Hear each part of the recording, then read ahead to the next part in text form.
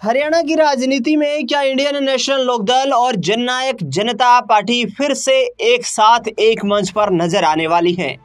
दरअसल बता दें आपको कि चर्चाएं जोरों पर है, क्योंकि आगामी वक्त में 10 दिसंबर को जननायक जनता पार्टी का स्थापना दिवस है और लगातार अब चर्चा ये हो रही है कि क्या परिवार के भी कई बड़े चेहरे जननायक जनता पार्टी के स्थापना दिवस पर जेजेपी का दामन थामेंगे। और इसमें सबसे बड़ा नाम है रणजीत सिंह चौटाला का।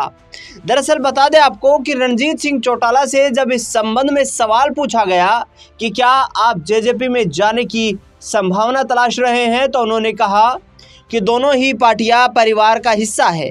चौधरी देवीलाल की विचारधारा पर दोनों पार्टियां चल रही है और ऐसे में मैं किसी भी पार्टी में जाऊं वो हमारे परिवार का ही हिस्सा है। चौधरी देवीलाल ने हरियाणा की राजनीति में संघर्ष करके बड़ा मुकाम हासिल किया।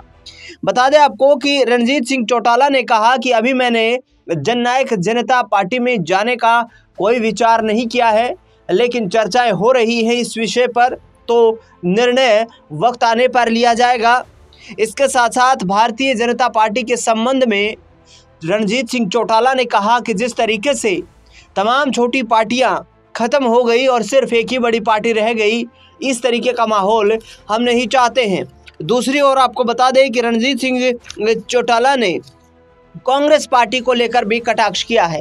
कांग्रेस को लेकर रणजीत सिंह चौटाला ने कहा कि कांग्रेस हरियाणा में सरकार बनाने की ओर जा रही थी, लेकिन कई बड़े फैसलों के चलते उनकी पार्टी को बड़ा झटका लगा है और ऐसे में उनकी पार्टी अब बिखरती हुई नजर आ रही है। दरअसल जिस तरीके से रणजीत सिंह चौटाला ने कहा कि वो आगामी वक्त में हरियाणा की राजनीति में बड़ा यहाँ पर सियासी जो है कदम उठाने वाले हैं, तमाम जिलों के वो दौरे कर रहे हैं।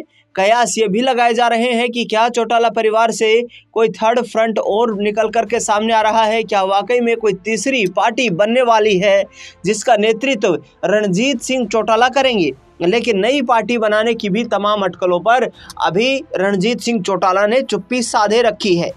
रणजीत सिंह चौटाला ने सीधे तौर पर कहा कि मैं भी चौधरी देवीलाल की विचारधारा को मानता हूं, मैं अपने लोगों के बीच समय समय पर जा रहा हूं।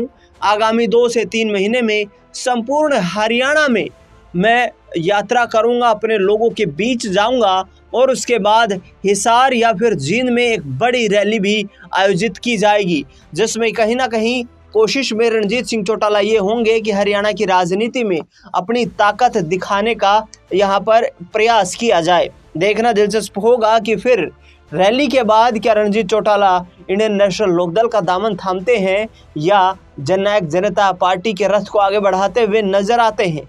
बता दें आपको कि किसी वक्त में चौटाला साहब के सबसे राइट हैंड माने जाने वाले प्रोफेसर संपत सिंह, जो कि कांग्रेस पार्टी में शामिल हो गए थे, उन्होंने फिर से इंडियन नेशनल लोकदल में अभय चौटाला के नेतृत्व में वापसी कर ली है। इस खास रिपोर्ट में इतना ही।